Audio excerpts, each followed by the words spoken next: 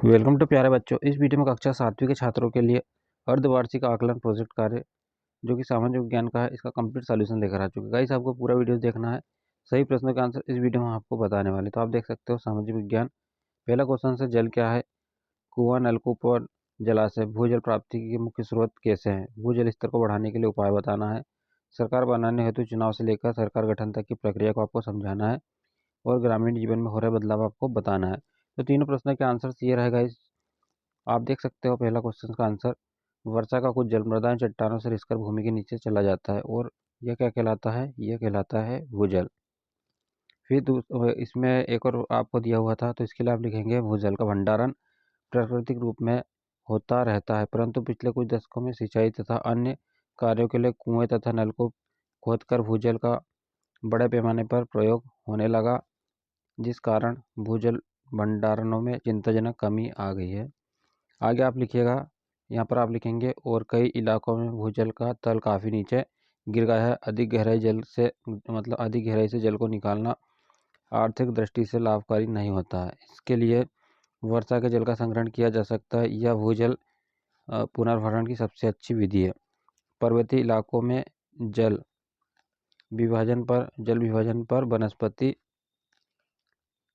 का आवरण होना अति आवश्यक है। इससे पौधों की जड़ों के माध्यम से जल भूमि के नीचे चला जाता है और दूर दूर तक भूजल के भंडारों का पुनर्भरण होता रहता है।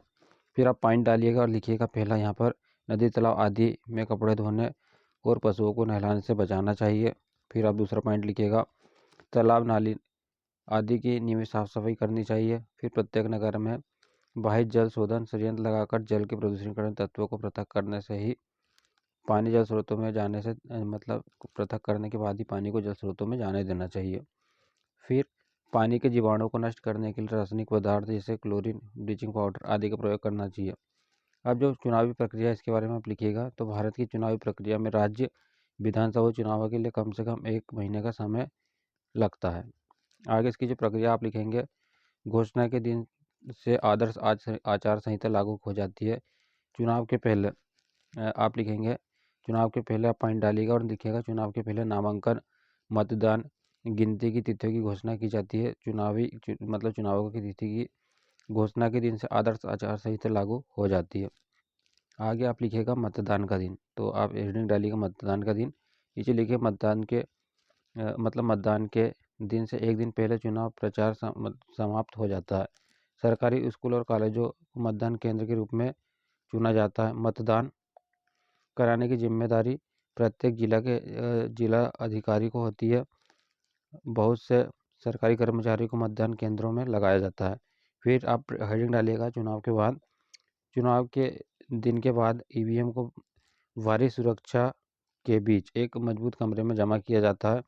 चुनाव के विभिन्न चरण पूरे होने के बाद की तो गिनती का दिन निर्धारित किया जाता है। आमतौर पर वोट की गिनती कुछ घंटे के भीतर विजेता का पता चल जाता है। सबसे अधिक वोट प्राप्त करने वाले उम्मीदवार का निर्वाचित क्षेत्र का विजेता घोषित किया जाता है। सबसे अधिक सीटें प्राप्त करने वाली पार्टी या गठबंधन को राष्ट्रपति द्वारा नई सरकार बनाने के लिए आमंत्रित किया जाता है। किसी भी पार्टी या गठबंधन को सदन में वोटों का साधारण बहुमत न्यूनतम 50% प्राप्त करके विश्वास मत के दौरान सदन लोकसभा में अपना बहुमत साबित करना आवश्यक होता है। अब जो गांव के लिए आप लिखेंगे, जो लास्ट क्वेश्चन है, तो आप लिखेंगे, गांव में पक्के मकानों की संख्या बढ़ती जा रही है। मकान पहले से अधिक हवादार और साफ दिखलाई पड़ते हैं। मकानों में आराम के साधन पहले से अधिक हैं। यहाँ जहाँ जहाँ गाँव में बिजली पहुँच गई है, वहाँ कुछ समृद्ध घरों में रेडियो और बिजली के पंखे भी दिखाई देते हैं।